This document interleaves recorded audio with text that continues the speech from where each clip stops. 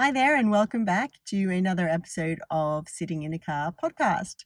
I'm Sarah Sproul, and I sit in a car and answer parents' questions about sex. You and I sit in a car together every week and talk about how to raise a confident and caring young person who respects themselves and the people around them. And the question for this week is, how do you discuss contraception with a young child? Great question. So, lots of parents will have stories about how they have started having conversations with their kids about how babies are made. And they will talk about, the fact that there is a sperm made in the testicles in dad's body, and there is, I have eggs in my body. Those two things come together by the penis being placed into the vagina. Now, I've just said that really sort of just laid it out there. I'm sure you won't do it exactly like that, and that's fine. But this question of how to discuss contraception with your child really needs that first conversation to have taken place. A young child needs to understand that new humans are made when an egg and a sperm comes together, and that usually eggs and sperms come together when two adults are having the sort of sex where a penis goes into a vagina. So that's one sort of sex. Remember, there are lots of different sorts of sex. And so once a child understands that, they sometimes say, oh, so that how many times have you done that? Have you done that twice or three times, depending on how many children you have in your family or other people have in the family around them? So this is a great opportunity then to talk about contraception, and you can just do it quite basically. So you're trying to get across the idea that it's possible to plan how many children you have in a family, and you can do that from the age of 6.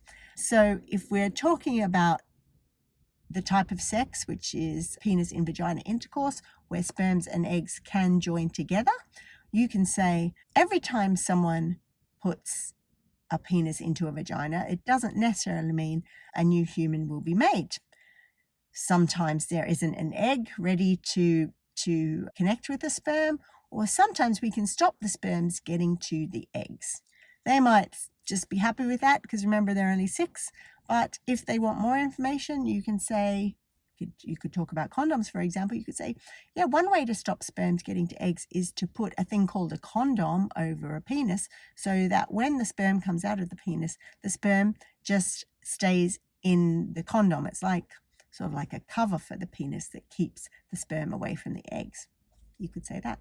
Or you could say, some people who have eggs in their body decide to take a tablet to stop those eggs coming out of their ovaries, so that when they have sex with someone that makes sperm and the sperm goes into their uterus, that there is no egg there to make a new human being.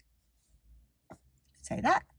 If you want to talk about diaphragms, you could get more specific and say, well, sometimes we put a special, like a cover over the entrance to the uterus, so that if the person with the uterus wants to have sex with someone who makes sperm, that if they put a cover over the uterus, then the sperm won't be able to get up to where the eggs are.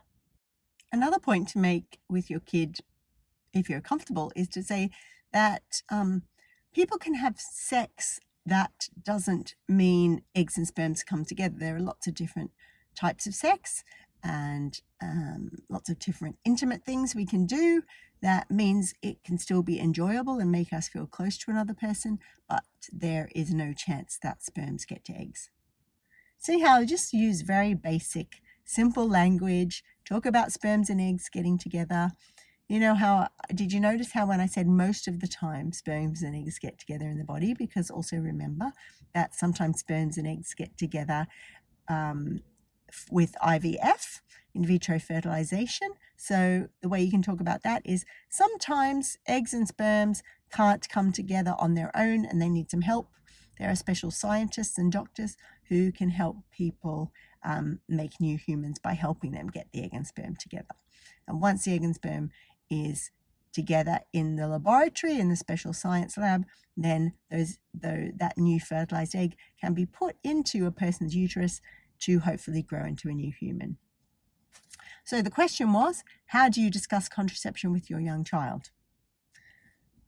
You start by telling them about sperms and eggs first of all. You help them understand that every time people have penis in vagina intercourse, we don't have to put sperms into a body, or there doesn't have to be eggs there, and you can talk about the few different ways that that can happen.